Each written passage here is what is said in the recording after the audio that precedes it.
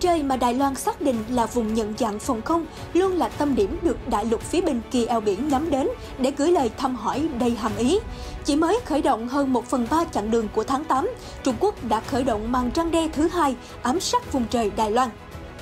Trước những áp lực mà Trung Quốc không ngừng tăng đô với hòn đảo, Viện Nghiên cứu tại Úc đã phải ra bài báo cáo phân tích về sự sống còn của Đài Loan là yếu tố quan trọng với an ninh Úc.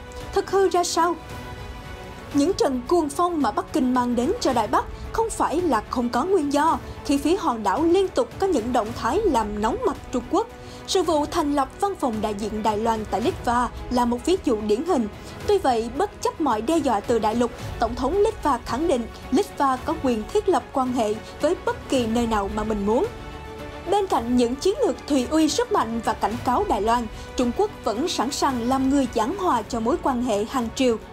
Chuyển sang chảo lửa tại khu vực Trung Á, Thủ tướng Pakistan tố bị Mỹ lợi dụng để khiến Taliban lui binh. Taliban phóng thích 1.000 tù nhân hình sự sau khi chiếm nhiều thủ phủ quan trọng của Afghanistan. Những thông tin đáng chú ý khác trên chính trường thế giới. Trung Quốc tài trợ 6 triệu đô la Mỹ cho chính quyền quân sự Myanmar. Hạ viện Ba Lan thông qua dự luật cải cách truyền thông. Nữ thống đốc đầu tiên của New York quyết dẹp sạch những việc trái đạo đức. Lực lượng Tigray tại Ethiopia xây dựng liên minh quân sự mới. Tất cả sẽ có trong bản tin quốc tế sáng ngày 13 tháng 8 ngay sau đây.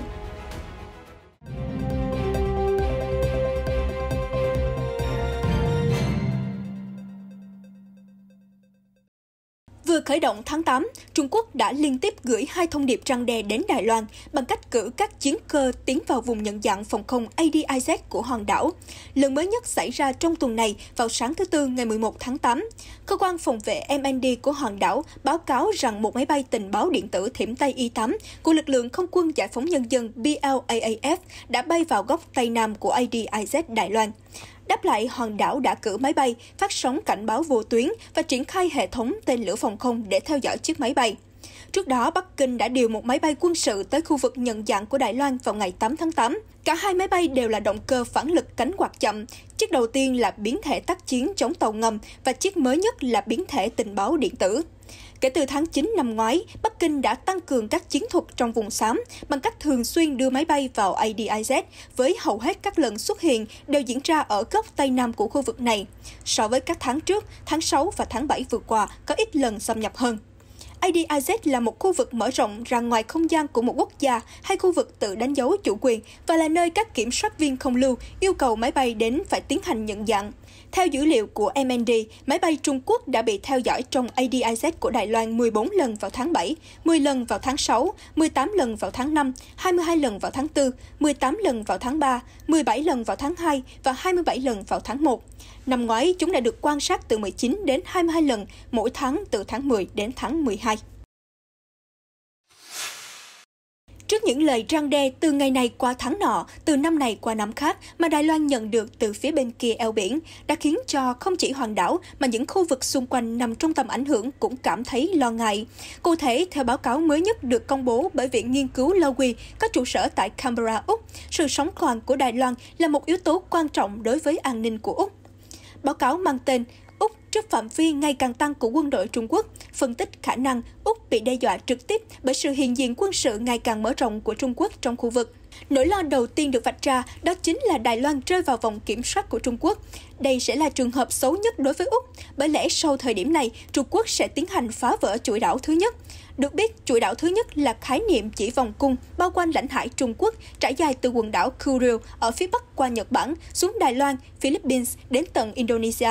Với tham vọng vươn ra Thái Bình Dương, Trung Quốc đã và đang thiết lập các chiến lược để bành trướng sự hiện diện trên Biển Đông và Biển Hoa Đông, để từ đó đẩy lực lượng Mỹ đang hiện diện xung quanh chuỗi đảo thứ nhất ra khỏi khu vực. Đầu tiên sẽ là lực lượng Mỹ tại Nhật Bản và sau đó sẽ gây sức ép tiếp tục đến Úc. Trong những năm trước đây, ông Saburo Tanaka, một chuyên gia người Nhật chuyên nghiên cứu về quân đội Trung Quốc, nhận định các căn cứ quân sự của Mỹ tại Úc đã trở thành mối lo ngại chính của quân đội giải phóng nhân dân Trung Quốc, PLA. Một khi chấm dứt được sự hiện diện của Mỹ, PLA sẽ có thể đe dọa các quốc gia khác trên khắp Thái Bình Dương theo ý muốn. Báo cáo cũng cảnh báo lớp tàu ngầm tiếp theo của Trung Quốc có thể mang tên lửa hành trình tầm xa với phạm vi tấn công vươn dài đến Úc chỉ trong vài ngày sau khi rời các căn cứ trên Biển Đông. Úc không còn có thể dựa vào lợi thế cô lập về mặt địa lý để phòng vệ và phải chuẩn bị cho các tình huống xấu nhất. Bên cạnh đó, báo cáo của Viện Nghiên cứu Úc còn cho rằng lực lượng hải quân và không quân của Quân đội Giải phóng Nhân dân POA đang mở rộng nhanh chóng, cùng với các loại khí tài như tên lửa tầm xa, máy bay ném bom và tàu hải quân nước xanh, được thiết kế để có thể đánh đuổi quân đội Mỹ khỏi lực lượng Tây Thái Bình Dương, nhằm làm thay đổi cán cân sức mạnh quân sự. Điều này sẽ ảnh hưởng lớn đến khả năng tác chiến của các quốc gia trong khu vực như Úc. Nguyên văn trong báo cáo đưa ra một tiên lượng rằng Trung Quốc không cần cố gắng tiến hành tấn công trực tiếp vào Úc để khuất phục nước này, nó có thể chỉ cần thiết lập một vòng vây phong tỏa, thực sự cô lập Úc. Trở lại với câu chuyện lâm xâm Đài Loan mở văn phòng đại diện tại thủ đô của Litva và thậm chí còn đặt tên văn phòng đại diện Đài Loan thay vì Đài Bắc như thường lệ. Phía Trung Quốc đã đưa ra những hành động đáp trả ngay lập tức từ việc triệu hồi đại sứ Trung Quốc tại Litva, cũng như người phát ngôn Bộ Ngoại giao Trung Quốc nổi tiếng với cách ngoại giao chiến lan, bà Hoa Xuân Oánh đã lên tiếng đe dọa sẽ có động thái trả đũa nếu Litva không sửa chữa sai lầm. Sóng gió bắt đầu nổi lên cuồng trào khi Mỹ cũng không đứng ngoài cuộc mà tuyên bố sẽ sát cánh cùng Litva. Trong một động thái mới nhất, đích thân Tổng thống Litva Gitanas Nausėda đã cất tiếng nói, khẳng định rằng Litva là quốc gia độc lập, vậy nên có toàn quyền quyết định những quốc gia hay khu vực mà họ muốn phát triển mối quan hệ kinh tế và văn hóa mà không vi phạm các nghĩa vụ quốc tế của mình. Tổng thống Litva nhấn mạnh với Baltic News Service rằng mối quan hệ của Litva với Trung Quốc cần dựa trên sự tôn trọng lẫn nhau. Nếu không, bất kỳ những tuyên bố nào được đưa ra sẽ trở thành tối hậu thư, một chiều, không thể hỗ trợ trong quan hệ quốc tế. Ông Nausėda nói thêm rằng Litva và Trung Quốc vẫn có thể phát triển mối quan hệ song phương về chính trị, kinh tế và văn hóa. Do vậy, ông hy vọng Trung Quốc sẽ thay đổi quyết định triệu hồi đại sứ của mình tại Litva. Được biết, Litva là quốc gia đầu tiên thuộc Liên Xô cũ tuyên bố độc lập vào tháng 3 năm 1990 và thiết lập quan hệ với Trung Quốc vào năm 1991. Trong văn bản ký kết thiết lập quan hệ ngoại giao, cũng giống như các nước trên thế giới, Litva cũng đồng ý về việc không thiết lập hoặc khuyến khích bất kỳ mối quan hệ chính thức nào với Đài Loan. Trong lúc tập trung vào những chiến lược ở mặt trận biển, thế nhưng Trung Quốc vẫn dành thời gian làm người hòa giải cho mối quan hệ Hàn Quốc và Triều Tiên, trong bối cảnh hai miền Triều Tiên lại đang nổi dậy những mồi lửa mâu thuẫn. Câu chuyện bắt nguồn từ việc Seoul quyết định tập trận quân sự chung với Washington, khiến cho Bình Nhưỡng nổi đoá. Em gái của nhà lãnh đạo Triều Tiên bà Kim Yo-jong đã gọi Hàn Quốc là kẻ bội bạc, cũng như lên tiếng đe dọa Mỹ-Hàn sẽ đối diện với mối đe dọa an ninh nghiêm trọng hơn. Sau đó một ngày, tướng Kim Jong-chol của Triều Tiên, người được mệnh danh là cánh tay phải của lãnh đạo Triều Tiên, cũng đã chỉ trích Hàn Quốc và Mỹ, đáp lại sự thiện chí của Bình Nhưỡng bằng cách hành động thù địch. Đường dây nóng liên triều mới nối lại thời gian gần đây lại tiếp tục rơi vào trạng thái bặt vô âm tín từ phía Bình Nhưỡng. Trước tình cảnh này, Đại sứ Trung Quốc tại Seoul Hình Hải Minh mới đây đã kêu gọi hai miền Triều Tiên hòa hợp hơn. Ông Hình đã đưa ra nhận xét tại một diễn đàn đánh dấu kỷ niệm 29 năm thiết lập quan hệ giữa Trung Quốc và Hàn Quốc.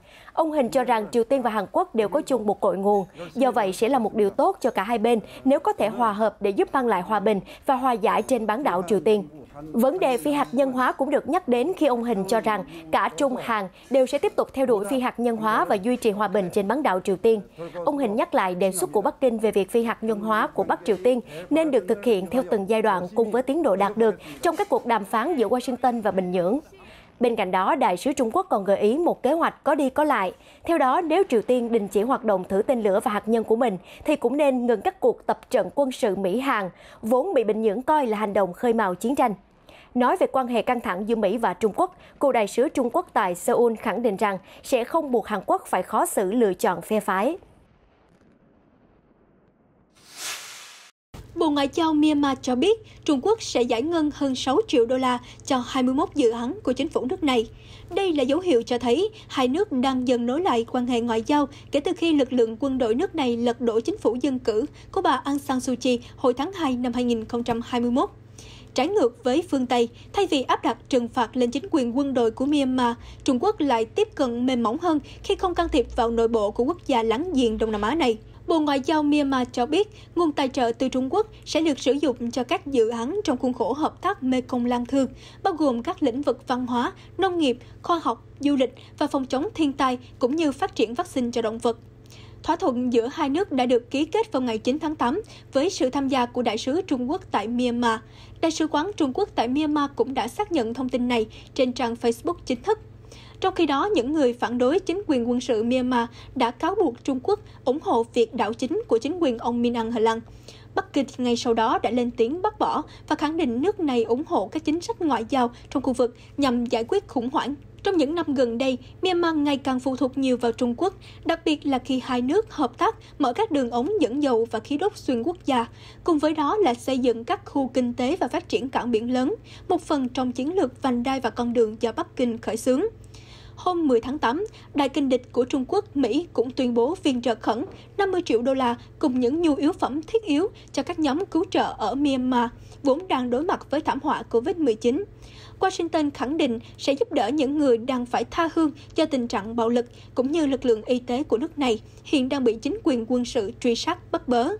Theo Reuters, tình hình Covid-19 ở Myanmar đang chuyển biến ngày càng xấu đi.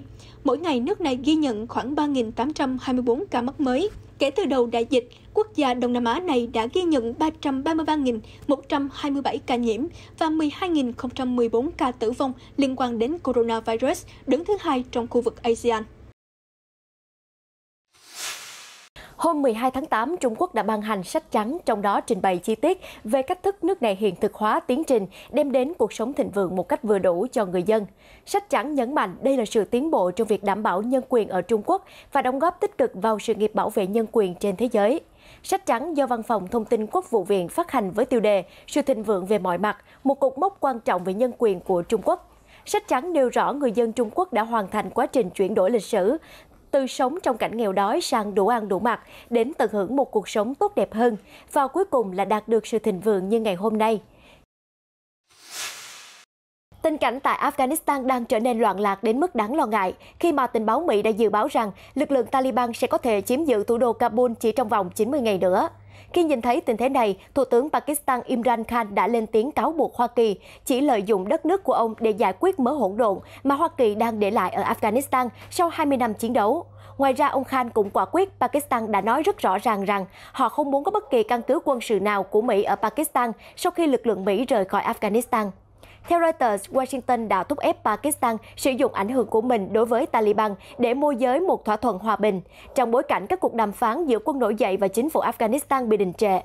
Theo kế hoạch đã định, Hoa Kỳ sẽ rút quân vào ngày 31 tháng 8, 20 năm sau khi lật đổ chính quyền Taliban vào năm 2001.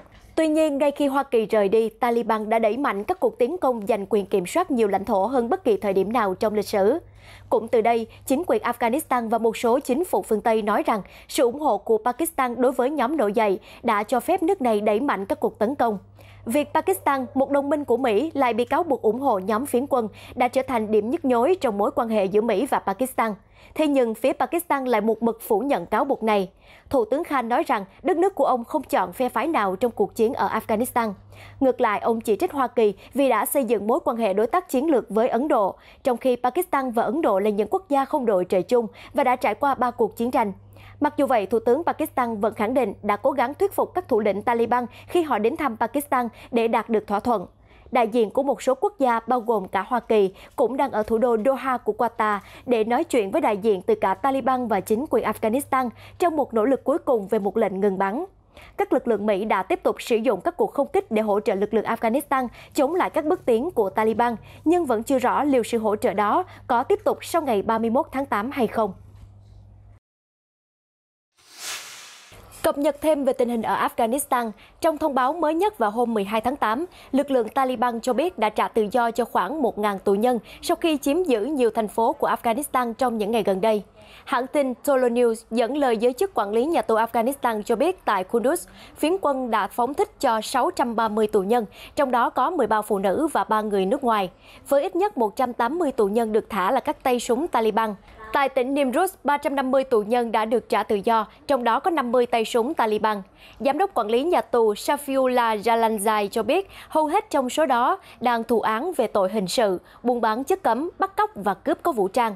Trước tình hình này, chính phủ Afghanistan tuyên bố họ sẽ bắt giữ lại tất cả các tù nhân được trả tự do sau khi nắm quyền kiểm soát các vùng lãnh thổ. Hiện tại, lực lượng Taliban đã đánh chiếm nhiều thủ phủ quan trọng tại các tỉnh của Afghanistan. Hôm 11 tháng 8, thành phố Faizabad, thủ phủ tỉnh Badakhshan ở miền Bắc, là thủ phủ tỉnh thứ 9 rơi vào tay Taliban trong vòng chưa đầy một tuần. Riêng trong ngày 10 tháng 8, Taliban đã chiếm giữ thêm 2 thành phố của Afghanistan, trong đó có thành phố Pul-e-Khumri, thủ phủ của tỉnh Baghlan, chỉ cách thủ đô Kabul khoảng 200 km. Hôm 11 tháng 8, các nhà lập pháp Ba Lan đã đề xuất một dự luật truyền thông khiến đồng minh Mỹ cảm thấy nóng mặt. Đáp lại, phe đối lập thân Washington cho rằng việc ban hành dự luật này nhằm mục đích bịt miệng kênh tin tức TVN24 do Hoa Kỳ chi phối, do kênh này thường công khai chỉ trích những sai lầm của chính phủ Ba Lan. Theo đó, dự luật truyền thông sẽ tăng cường lệnh cấm các công ty bên ngoài khu vực kinh tế châu Âu kiểm soát các đài truyền hình Ba Lan. Hiện dự luật đã được Hạ viện thông qua với 228 phiếu thuận, 216 phiếu chống và 10 phiếu trắng và đang đợi Thượng viện thông qua. Phát ngôn viên chính phủ Ba Lan Piotr Muller cho biết nước này đang đưa ra các quy tắc tương tự với các nước Liên minh châu Âu khác và nói rằng Ba Lan có quyền điều chỉnh các cơ quan báo chí tư bản theo cách mà Quốc hội nước này cho là phù hợp. Công ty mẹ của TVN24, TVN, thuộc sở hữu của tập đoàn truyền thông Discovery Inc. Hoa Kỳ, hoạt động tại châu Âu dưới danh nghĩa pháp nhân tại Hà Lan, nhằm tránh lệnh cấm các công ty ngoài châu Âu kiểm soát các đơn vị truyền thông Ba Lan. Dự luật mới sẽ ngăn chặn tình trạng lách luật như vậy và sẽ được ban hành trước ngày 26 tháng 9, thời điểm TVN gia hạn tư cách pháp nhân tại châu Âu. Ngay lập tức, Washington đã cảnh báo động thái này của chính quyền Ba Lan có thể đe dọa các khoản đầu tư trong tương lai từ Mỹ vào nước này. Ngoại trưởng Hoa Kỳ Antony Blinken cho biết Hoa Kỳ vô cùng lo lắng khi Hạ viện Ba Lan thông qua dự luật nhằm vào đài tin tức độc lập được theo dõi nhiều nhất ở Ba Lan, cũng là một trong những khoản đầu tư lớn nhất của Hoa Kỳ vào nước này. Ông nói các khoản đầu tư thương mại lớn của Hoa Kỳ vào Ba Lan đang gắn kết sự thịnh vượng và tăng cường an ninh giữa hai nước. Dự thảo luật mới sẽ đe dọa tự do truyền thông và có thể tác động xấu đến các nguồn đầu tư vào Ba Lan. Một nhà lập pháp từ đảng đối lập lớn nhất Ba Lan, Civic Platform, gọi cuộc bỏ phiếu hôm 11 tháng 8 là một cuộc tấn công vào tự do truyền thông nhằm bóp chết quyền tự do ngôn luận, tự do báo chí, vốn được quy định trong hiến pháp nước này. Discovery gọi đây là cuộc đả kích vào các nguyên tắc dân chủ cốt lõi về tự do ngôn luận, tính độc lập của truyền thông và mang tính phân biệt đối xử trực tiếp đối với TVN và Discovery. Trở lại với nội bộ Hoa Kỳ, sau khi ông Andrew Cuomo, cựu thống đốc bang New York bị buộc từ chức vì bê bối quấy rối tình dục 11 phụ nữ và vi phạm pháp luật, chính trị gia kỳ cựu Katie Hochul đã trở thành nữ thống đốc đầu tiên của bang New York. Được biết, bà Hochul đã có 7 năm giữ chức phó dưới nhiệm kỳ của thống đốc Cuomo. Bà bày tỏ sự ủng hộ đối với nhiều chính sách của ông, bao gồm cả các vấn đề xã hội và môi trường, nhưng phân định rõ ràng các vấn đề công tư. Bà khẳng định dưới thời của bà, môi trường làm việc thiếu đứng đắn hay vô kỷ luật sẽ không được chấp thuận. Trong một cuộc họp báo, tân thống đốc New York còn nói rõ rằng không có quan chức nào có hành vi trái đạo đức sẽ tiếp tục được làm việc trong nhiệm kỳ của bà. Về vấn đề COVID-19, bà Hochul cho biết bà sẽ dành 2 tuần tới để đánh giá sự lây lan của COVID-19 và nói chuyện với các quan chức y tế tiểu bang. Những bạn bè và các đồng nghiệp của bà Hochul đã nhận định rằng bà là một người thực tế, cởi mở và chuyên nghiệp. Hôm 11 tháng 8, Mặt trận Giải phóng Nhân dân Tigray TPLF tuyên bố đang thiết lập một liên minh quân sự với quân nổi dậy từ Oromia, khu vực đông dân nhất của Ethiopia, nhằm gia tăng sức ép lên lực lượng chính phủ nước này. Theo phát ngôn viên TPLF Getachew Reda, một số thỏa thuận đang được tiến hành và hai bên đang cùng chia sẻ thông tin và lên kế hoạch tác chiến. Về phía quân đội giải phóng Oromo OLA, phát ngôn viên Oda Tabil cho biết các cuộc thỏa thuận chỉ mới ở giai đoạn đầu và được thực hiện dựa trên sự hiểu biết lẫn nhau cùng tinh thần nhất quán rằng chế độ độc tài của Abiy phải được xóa bỏ. Quân đội Ethiopia chưa đưa ra bình luận nào liên quan đến động thái mới của đối thủ. Kể từ tháng 11, TPLF đã kiểm soát khu vực Tigray ở phía bắc Ethiopia và không ngừng giao chiến với quân đội liên bang. Trong những tuần gần đây, xung đột đã lan sang hai khu vực lân cận, Afar và Amhara, khiến khoảng 250.000 người dân phải di tản và làm dấy lên lo ngại về tình trạng bất ổn trên diện rộng ở quốc gia vùng sừng châu Phi này. Hôm 10 tháng 8, các đám cháy rải rác trên các ngọn đồi gần thị trấn Zaratana của Sicilia đã thiêu rụi rừng thông và đe dọa nhiều ngôi nhà cùng các trang trại. Giovanni Lisitra, một cư dân trong khu vực, đã nói rằng thị trấn nhỏ đã thực sự bị lửa xâm chiếm. Đó là một thảm họa. Toàn bộ công viên Calafono và khu vực xung quanh chìm trong biển lửa. Hỏa hoạn vẫn đang tiếp tục tàn phá miền Nam nước Ý, thiêu rụi hàng nghìn mẫu đất và có lúc nhiệt độ đạt mức kỷ lục trên 40 độ C. Tại thị trấn Floridia, miền nam Sicily, nhiệt độ đã đạt đến ngưỡng 48,8 độ C. Đây là mức nhiệt cao nhất từng được ghi nhận ở châu Âu. Lực lượng cứu hỏa cho biết đã triển khai 7 máy bay, thực hiện 3.000 lần dập lửa từ trên cao ở Sicilia và Calabria trong 12 giờ qua. Tuy nhiên, kết quả không mấy khả quan khi tình hình vẫn chưa hoàn toàn được kiểm soát. Thời tiết nắng nóng đã khiến các đám cháy bùng phát trên khắp miền Nam châu Âu trong những tuần gần đây, gây thiệt hại lớn cho đảo Sardinia của Ý. Ở khu vực Bắc Phi, sóng nhiệt vẫn đang càn quét nghiêm trọng. Ở Algeria, hỏa hoạn cũng xé toạc các khu vực rừng rậm phía bắc nước này, khiến ít nhất 65 người thiệt mạng chỉ trong ngày 11 tháng 8. Các nhà khoa học cho biết, biến đổi khí hậu đang làm gia tăng các đợt nắng nóng với mức độ nghiêm trọng hơn các năm trước đây.